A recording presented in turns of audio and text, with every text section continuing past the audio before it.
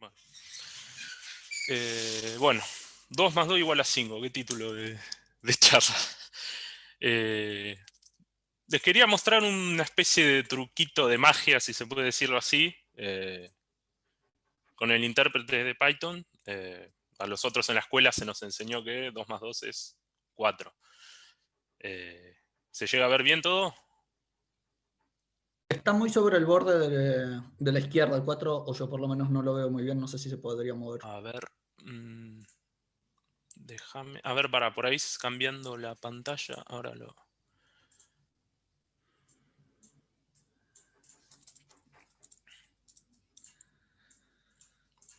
Ya estoy, ¿eh? Eh, A ver, así se debería poder ver mejor. Eh,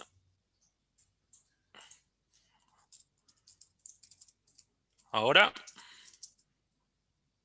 Sí, se ve un poco mejor. bueno. Bueno, a nosotros en la escuela nos enseñaron que 2 más 2 es 4, pero vamos a importar. Para que no. Claro, ahora sí. Nos traemos una magia medio rara y resulta que 2 más 2 es igual a 5. Eso es un 5, creo que se ve. ¿Qué pasó acá? Em, el intérprete de Python tiene una particularidad en un detalle de implementación que hace un caching de todos los enteros pequeños. Enteros pequeños, con enteros pequeños me refiero a enteros que caen dentro de un rango minúsculo. Esto se hace por motivos de eficiencia, no solo de los enteros que usamos nosotros cuando programamos, también del intérprete. Imagínense que el intérprete, si tuviera que, cada vez que usa el entero 0, el entero 1, que son enteros muy comunes, si los tuviera que crear cada vez que se usan, o mismo nosotros, sería un uso de memoria descomunal. Entonces, los enteros al ser inmutables, uh, cuando los callamos, no hay validación de caché, porque al ser inmutables no se modifican. Entonces, al implementar el intérprete, se decidió, bueno, los enteros que caen dentro de menos 5 y 256, cada vez que se usen dentro del intérprete, van a hacer referencia al mismo entero. Se los puedo demostrar, por ejemplo, tomemos el 10, por ejemplo. Si yo guardo el 10, hago referencia. Normalmente, uno cada vez que en Python todo es un objeto, ya lo vimos en la clase anterior.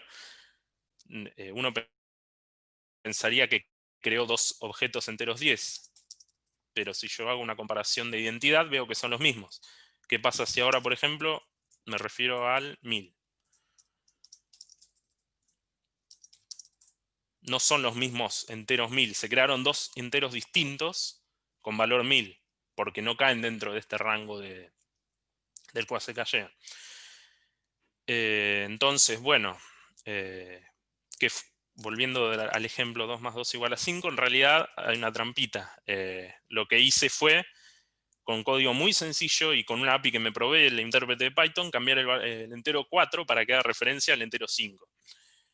Pero para saber que hay que antes de cambiar algo, tenemos que saber qué es lo que tenemos que cambiar. Entonces, ¿cómo de dónde sale estos enteros pequeños? Vamos a ver algo de código C, muy poquito, para que no se mareen. Podemos ver estos enteros se guardan en un array de C, que es muy similar a la lista de Python. La particularidad es que la lista guarda referencias a otros objetos. Un array guarda valores en memoria contiguos. Entonces, si yo defino un array de 100 enteros, el compilador, cuando yo ejecute el programa, va a guardar esos 100 enteros en segmentos definidos, con un espacio demarcado, uno al lado del otro. En este caso se guardan punteros o referencias, este asterisco significa puntero, a algo que se llama Pylon Object, que es como un wrapper del intérprete de CPython en objetos enteros.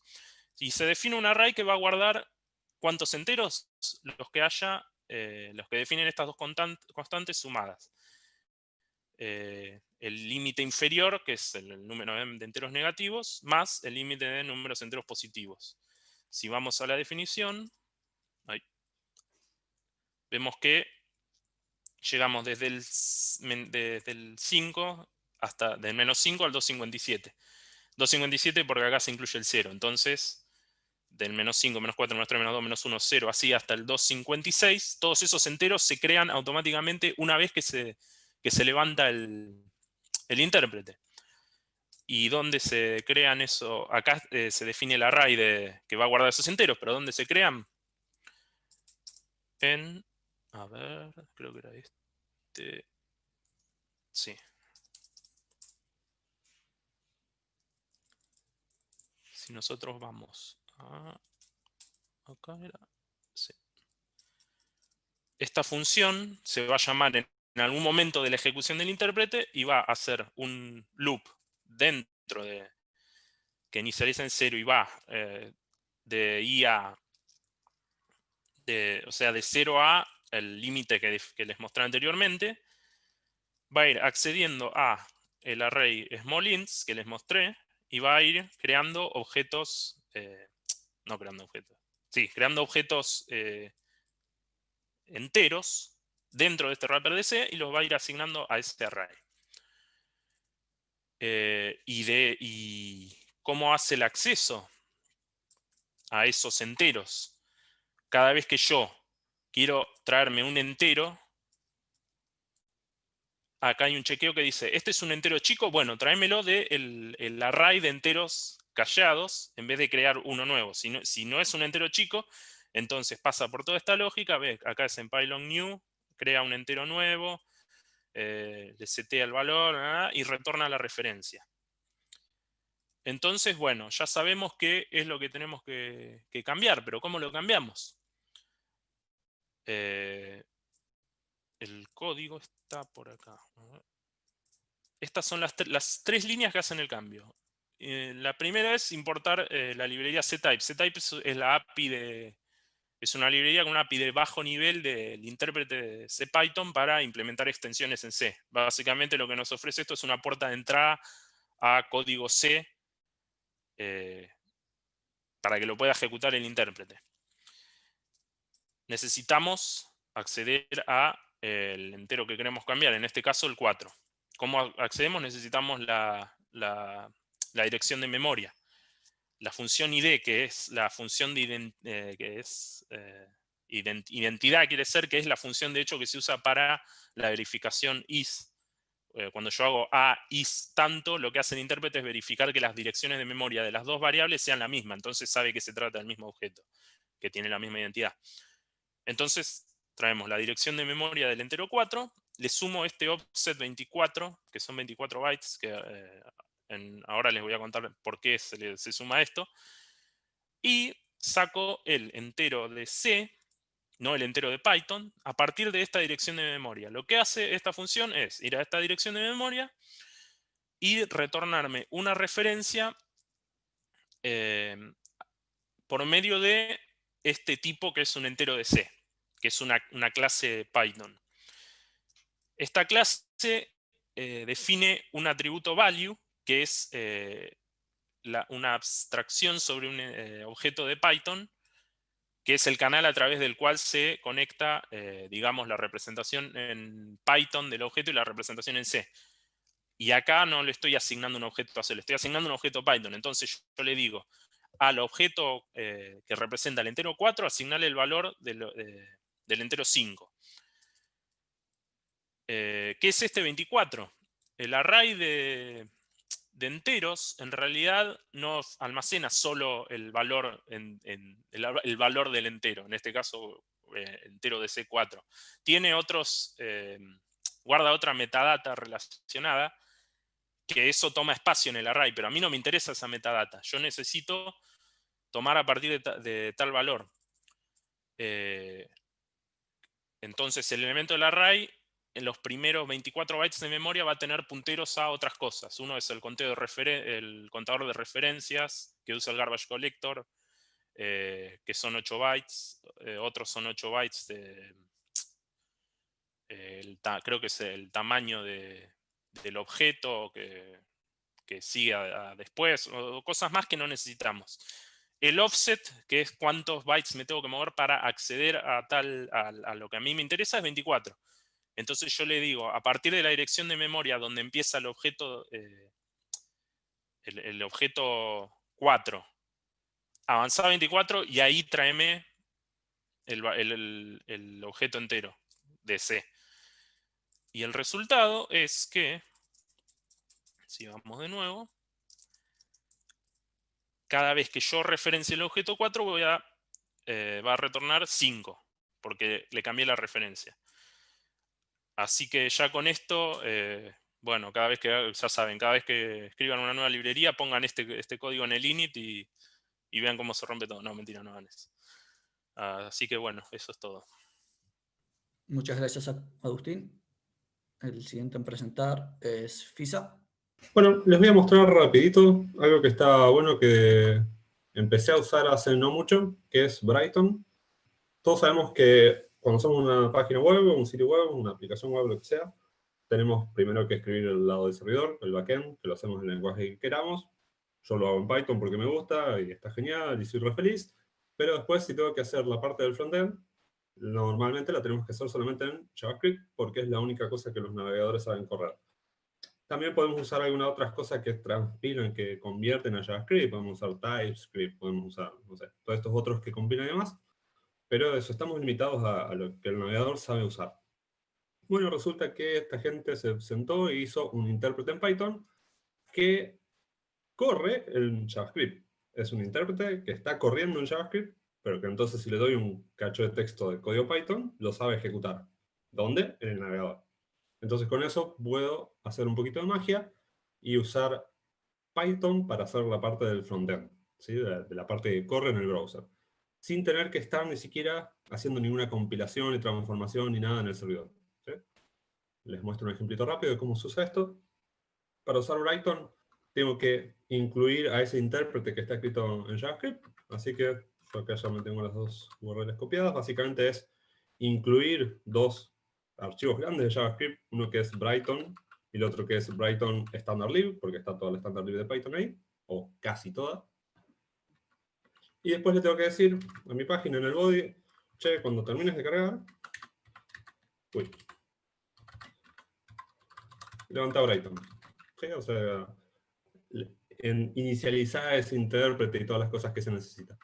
Con eso solo, entonces ya puedo empezar a, como escribía antes, yo cuando quería escribir código JavaScript hacía un tag script, ¿sí? Y metía el código ahí, o obviamente podía también apuntar a una URL con el código en otro lado. Pero ahora puedo hacer lo mismo, pero meter Python ahí. Nomás que tengo que indicarle, che, el type de este script es Python. Así que es text/Python. Y ya está. Acá adentro puedo escribir Python y ese Python anda. Por ejemplo, puedo hacer print hola mundo. Y si abro esta paginita de Brighton, lo tengo acá, y refresco. Si muestro, por ejemplo, las herramientas de desarrollo, en la consola dice, hola mundo. Pero obviamente hacer prints en la consola es lo de menos, ¿sí? No lo vamos a estar usando nunca. Vamos a meter un poquito más de lógica de cosa típica, como ejemplo nomás. Yo acá tengo un párrafo, un ID, texto. Tengo un input, que es el input y un bajo nombre, para que alguien escriba el nombre. Podríamos decir directamente que llame nombre, ahí está. Y un botón de ID botón. Entonces acá puedo empezar a decir, bueno, a ver, from browser, que es como la lib que Brighton nos da para todas las cosas que tienen que ver con el navegador, importar document, para poder acceder al HTML, y bind, para poder mapear eventos. Y entonces puedo decir, bueno, a ver, voy a hacer una función que sea en el clic del botón, o sea, un botón clic, muy parecido a como lo haría en JavaScript, y quiero decir que esto se va a ejecutar cuando haga clic en el evento clic del botón SI, entonces puedo decir mindia, ¿qué elemento? Document sub botón, ¿sí? Por ID botón, ahí accedo al input ese que hablaba antes. ¿En qué evento? El evento clic. Y entonces, así con un decorador mucho más lindo que en JavaScript, estoy ya definiendo que esa función se ejecuta para ese caso.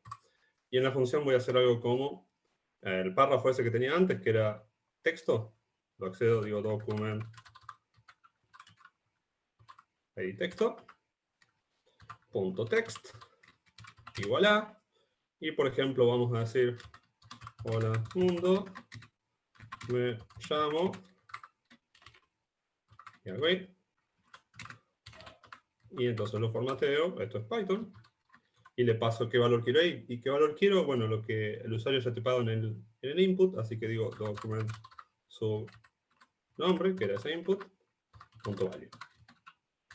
Guardo, refrescamos acá, y ahora si pongo FISA, actualizar mensaje, y está, hola mundo, me llamo FISA.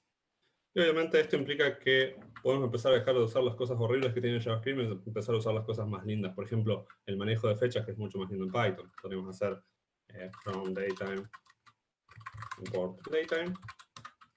Y acá decir, hola mundo, me llamo tal, y son las, y ponemos la hora. Entonces vamos a agregarle la hora también acá. Que me gustaría darle formato y demás. Vamos a decir que sea datetime.now. Y vamos a formatear la fecha. Time, y decimos, bueno, quiero solamente la parte de hora, minutos y nada más. Que esto en Python es una pavada hacerlo, y si tienen que hacerlo en JavaScript, porque tienen una banda con qué librería de fechas uso, porque el soporte de fechas de JavaScript es horrible, qué sé yo. Y acá, nada. Refrescamos, me llamo Alecu, porque ahora cambié de identidad. Y hola, me llamo Alecu y son las 21:13. ¿Sí? Así que así de fácil se puede usar Python para escribir Python en el browser. Obviamente tiene soporte para la mayoría de las cosas que uno quiere hacer, sí, para Ajax, para todo lo que se maneja el DOM y demás. También tiene una cosa muy copada que es re fácil usar libs JavaScript que ya existan desde Python. Básicamente aparecen como si fuesen funciones y clases y demás de Python y las puedes llamar y en realidad es JavaScript. Y con eso, entonces puedes terminar haciendo cosas como, por ejemplo, este proyecto que estoy haciendo yo, que está todo en Python, donde estoy visualizando órbitas de satélites y demás. Y de vuelta, esto es todo Python corriendo en el browser. ¿Tiene su impacto de performance? Sí, o sea, es más lento que escribir directamente en JavaScript, pero es suficientemente rápido para mi proyecto y me es 50 veces menos tiempo de desarrollo hacerlo en Python que querer hacer estas mismas cosas en JavaScript. Así que en mi caso, por ejemplo, recontra rinde. Eso nomás. Espero que les sea útil. Muchísimas gracias, Fisa. Y por último, la última charla relámpago, André. Bueno, nada, esta charla es súper sencilla, es para personas que nunca hicieron unit testing, así que si hicieron, nada, hagan otra cosa que lo van a aprovechar con el tiempo. Yo estoy empezando con esto hace muy poquito, entonces mi idea era contarles lo poquito que sé para que, nada, puedan aprovechar y empiecen a aprender, que es bastante sencillo de arrancar, más allá que después que se van a topar con problemas, pero lo más básico como para empezar. Entonces, para empezar, tengo acá un virtualenv que lo único que tiene instalado es PyTest, que es un paquete que vamos a usar para testear, y Response, que es otro paquete que también es de testeo. Todo lo demás son dependencias, así que esas son las dos cosas que necesitarían para reproducir lo que les voy a mostrar. Ejemplos sencillos como para arrancar, para que vean que no es nada de otro mundo, este es el código que vamos a probar, es un scriptcito. Definimos una excepción solamente para tener una propia, una función que suma dos cosas, una división por 0, queremos probar la excepción, y una query que va a pedir algo de página 12, y si no tiene un return de 200, tira una excepción específica. Esas son las funcioncitas sencillas que queremos probar. El caso, este es el más sencillo de todos, porque tenemos input definidos y un output definido. Este es el script que testea. Es exactamente igual que un script de Python, así que vamos a importar, en principio, para el primer ejemplo, lo que vamos a importar es la función sumar. Es importante que los tests de este script de testeo empiecen con el prefijo test-bajo, ¿Y cómo se escribe un test básico? Es assert, la función que estamos probando, los inputs que queremos probar y digamos que este resultado, dependiendo de la prueba que hagamos, pero en este caso vamos a poner que sea igual a la suma. Por ejemplo, 1 más 1 es igual a 2. Suponete que tenemos esto escrito así como está y nada más. Vamos a PyTest, nos paramos donde está el script que escribimos, el test para ese script que también tiene que tener este prefijo. Ejecutamos PyTest y nos va a dar este resultado. Si se fijan, acá está el nombre del test y puntitos. Estos puntitos nos indican si el test pasó o no pasó. Si le ponemos guión bajo de corta, lo ponemos en modo verbose y ahí nos va tirando test por test. El primer test que tenemos es este y pasó.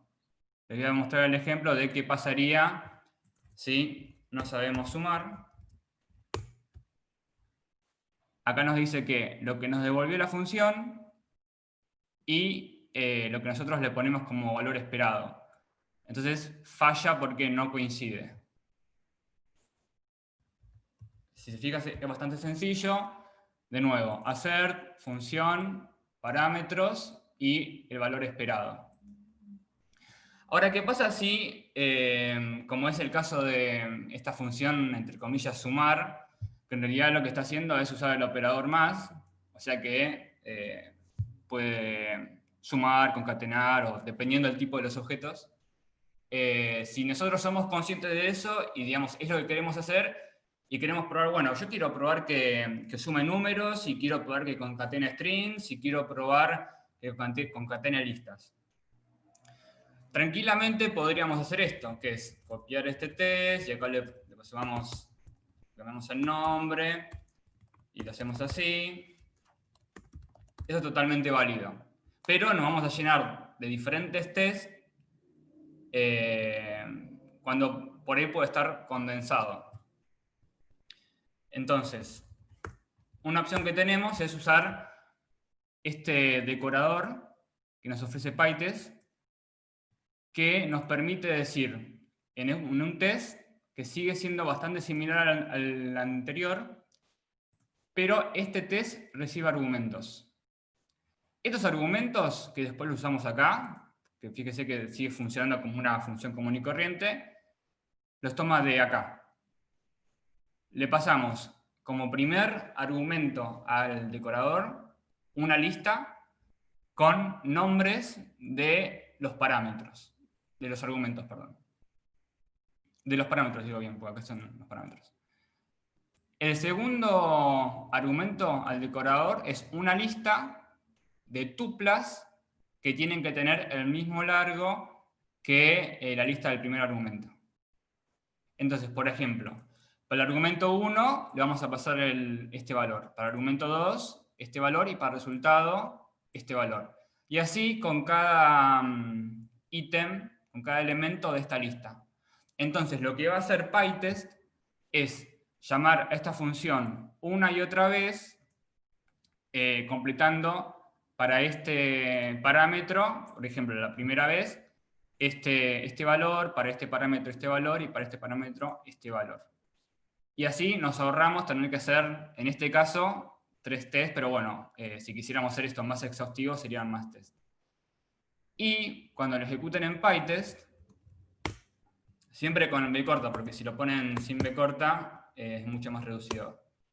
Lo que van a ver en PyTest es que acá, en el primer ejemplo, tenemos el nombre del script y el nombre del test.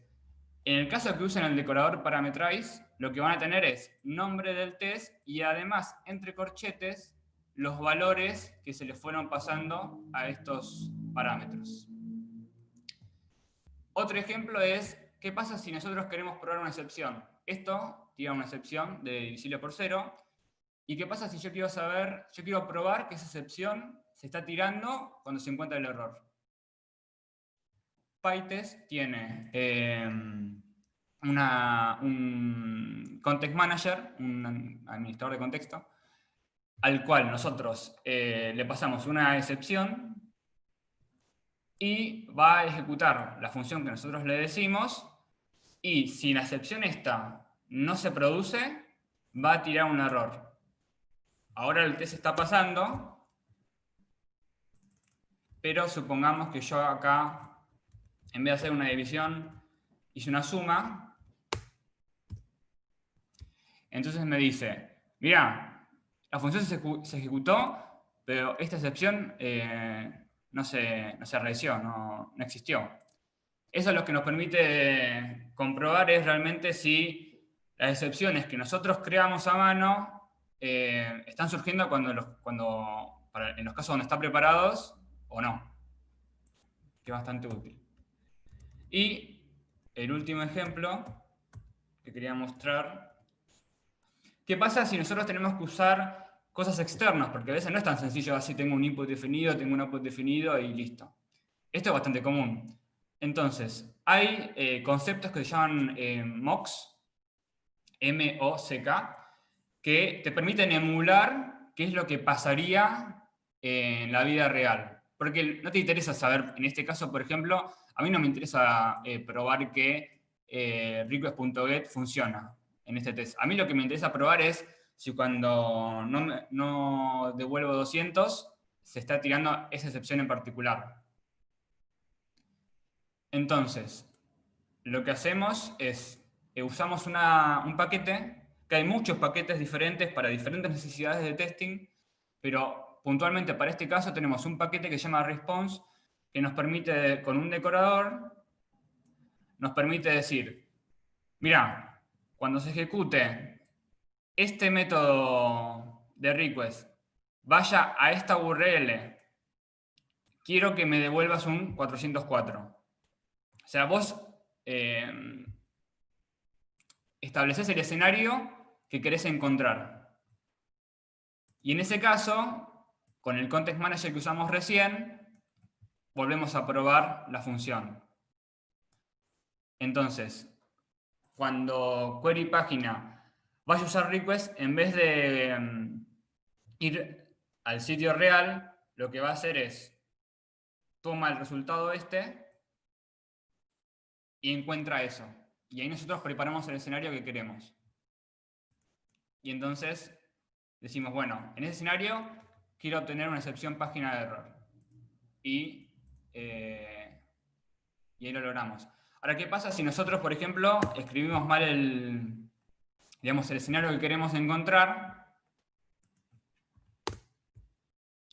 Fíjense que tiró un error porque en realidad llegó a ver, perdón, que te cuento está bien. Lo que está diciendo acá es, mirá, vos preparaste un entorno, pero ese entorno nunca se triggerió, porque la URL que está llegando en realidad es otra. Acá lo que te da como si fuera un warning de, mirá, me parece que estás moqueando mal.